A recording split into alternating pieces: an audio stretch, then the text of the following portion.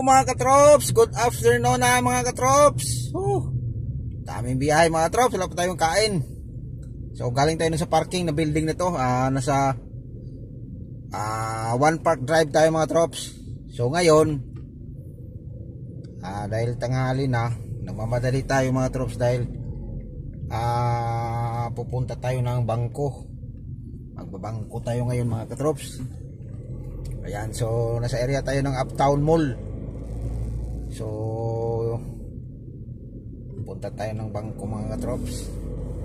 Yung transaction natin ito mga katrops, bank to mga katrops. Wala tayong guest ngayon, so hindi tayo nakabangko kahapon. Sayang kahapon mga katrops, PD PD. So ang nangyari kahapon mga katrops, nag-offline yung BPI. Kaya ayun ang nangyari kahapon mga katrops. So ngayon hahabulin natin ito mga katrops. Buhay biyahero. Ayan, yan. Alauna imidya na mga katrops. So doon tayo sa BPI, yung pinuntahan natin noong nakarang araw, yung na-upload na natin. So yung biyahe natin kanina mga trops, umaga, share ko lang. Mayroon tayong isang airport, domestic terminal 2, Manila to Cebu. Tapos bumalik tayo ng Makati, dumiretso tayo ng BGC. So mayroon lang tayong kinuha na document. Tapos ngayon binalik natin, bumalik tayo, yung parang lang mga trops, yung biyahe natin vice versa lang, kasi yung sa airport lang yung naiba. So ngayon binalik natin ulit dito sa BGC, sa Uptown Mall banda. So yun, so ngayon papunta na tayo ng bangko. Kasi kahapon nag-offline, mayroon pa naman yung penalty. Ewan ko kung anong gagawin doon, kahit offline, basta may penalty. Paala na sila doon. Basta sa atin, nagawa natin yung trabaho natin. Hindi naman ito yung kasalanan kung offline ba yun o hindi. Kaya ayun, so ngayon magbabangko tayo ulit dahil kayon nga kahapon nga nag-offline man.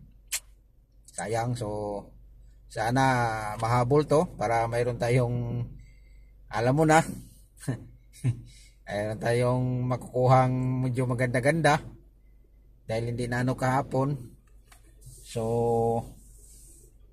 yung biyahe natin kahapon mga katrops, Grand Hyatt Hotel, tapos Makati BGC ulit, Grand Hyatt Hotel yan, vice versa lang. Tapos nagbangko tayo, yun nga, naabutan nga tayo ng offline.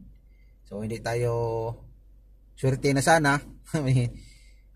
Pira na sana naging bato pa nang dahil pagdating doon sa bangko nag-offline. So wala tayong magagawa. Hindi din kasi ito mga katrops. Ay nag-text mga katrops. Ano ba to? May nag-text. Titingnan natin yung mga katrops. Wait lang, naka-stop naman okay. Kaya ayun, so bangko mga katrops nag-update. Wala pa, on the way. Nag-update yung bangko sa atin mga katrops. Talaga tong bangko na to, parang tatakot takasan mga katrops ba. Tapos pag sila naman ang wala tayong magagawa. Litson. Mamaya, ito lang yung last nating transaction mga katrops, bangko. Kakain muna tayo, tapos bibiyahe tayo ulit. Babalik tayo ng BGC. So sakit ng ko mga katrops. Makikita nyo ito mga katrops. Ayan mga katrops. Grabe. Ano kayang magandang gawin nito mga katrops? Putulin to o ginito mga katrops? Yung to mga katrops, yung putol na kuko mga katrops tapos tumubo, hindi ko makuha-kuha mga katrops, kaya yun ang nangyari.